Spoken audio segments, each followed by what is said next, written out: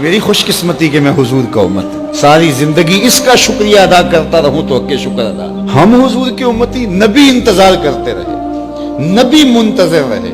حضرت عیسیٰ نے تو نام بھی بتا دیا نا، لوگوں میں جا رہا ہوں چلو نام بھی بتا دیتا ہوں، میرے بعد جو آنے والا اس کا نام احمد ہوگا۔ نبی انتظار کرتے رہے، 12 نبیوں نے انتظار کیا حضور کی امت میں ہونے کے لیے، تمنا کی۔ نستورہ راہب انتظار کرتا رہا، بحیرہ راہب انتظار کرتا رہا، زندگیاں گزار دی انہوں نے۔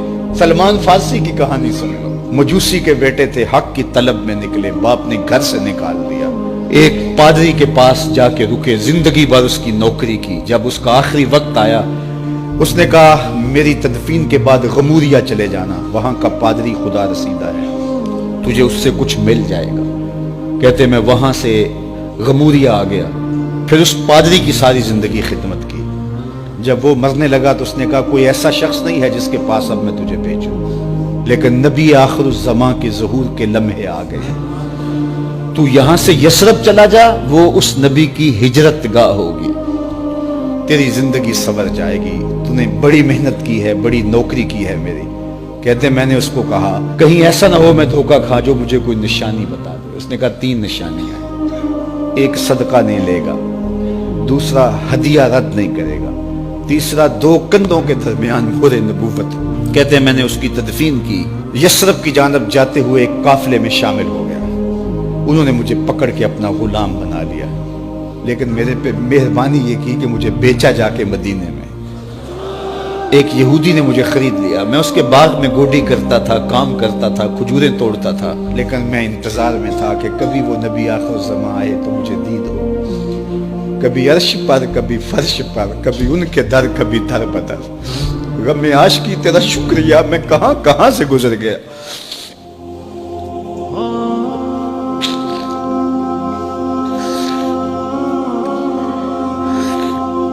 کہتے ہیں ایک دن میں اپنے باغ میں کھجوریں توڑ رہا تھا کہ ہواؤں میں مستی پیدا ہو گئی اور ہر سمت سے طلع البدر علینا کی صدائیں گونجنے لگی۔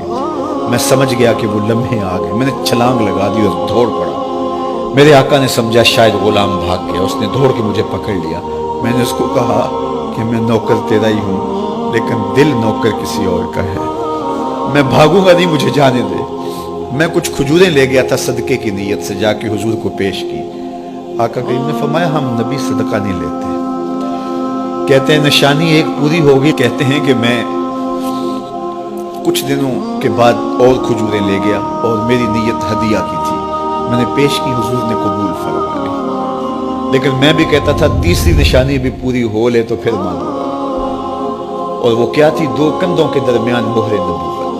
کہتے ہیں ایک دن حضور میرے باغ میں آئے اور آقا کریم نے اپنے مبارک کندھے پہ چادر رکھی ہوئی تھی اور چادر کی اوٹ میں مہر نبوت چھپی ہوئی تھی، اور میں پیچھے ہو کے دیکھتا تھا، اور میری آرزو یہ تھی کہ کوئی تیز جھونکا ہوا کا آئے اور چادر ہٹ جائے اور میں مہر نبوت کی زیارت کر لوں۔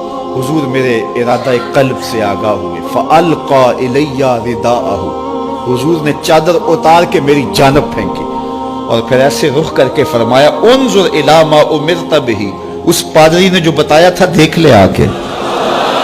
تو کہا میں نے دیکھا کہ حضور کے کندھوں کے درمیان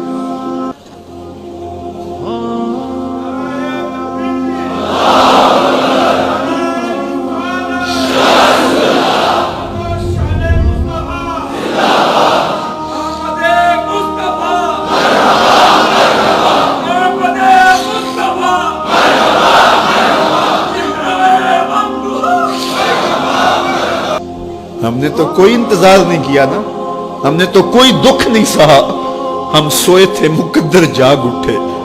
ہمارے والد مسجد سے مولوی صاحب کو بلا لائے، انہوں نے کان میں آ کے کہا مبارک ہو تو حضور کا نوکر بن کے آ رہا۔ ہمیں وہ نبی ملا جو نبیوں کا نبی،